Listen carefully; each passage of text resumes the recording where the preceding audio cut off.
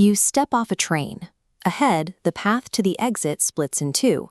One route is direct, the other is a longer detour. You might assume that everyone in a station independently calculates the fastest route and takes it. This diagram illustrates an older concept called the fluid model. Architects designed stations assuming crowds behaved like water, flowing evenly around obstacles. But real people ignore efficient routes.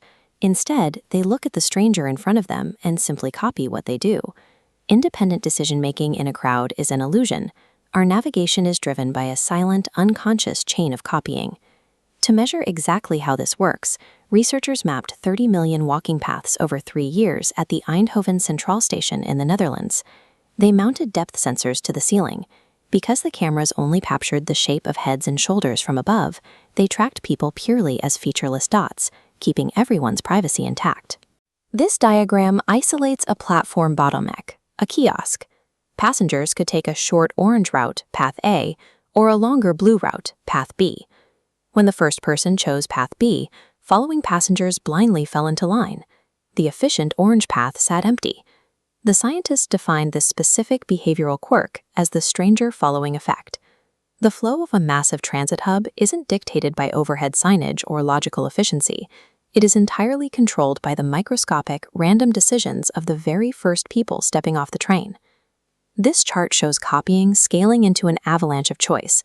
The driver is our 180-degree field of view. We process only data directly ahead.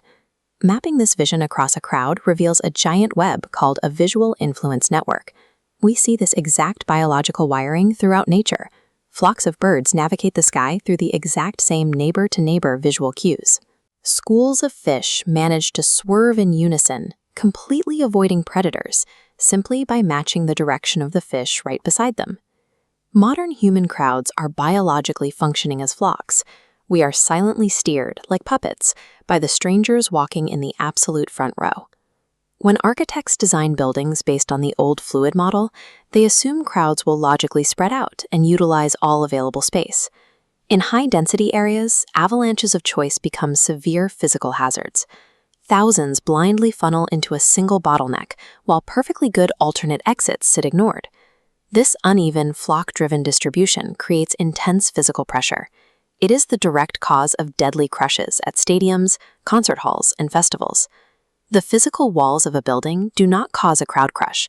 The crowd's biological instinct to flock causes it to crush itself.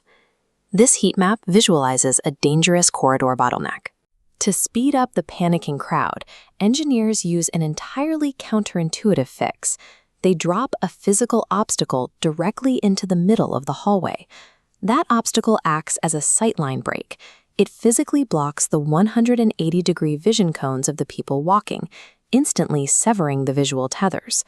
With the invisible web broken, individuals snap out of the flocking instinct, recognize the empty alternate exits, and walk through them. Next time you walk into a busy station, look at the person immediately ahead of you. You are either unconsciously copying the decisions of a complete stranger, or for a few brief seconds, you are the leader of the flock.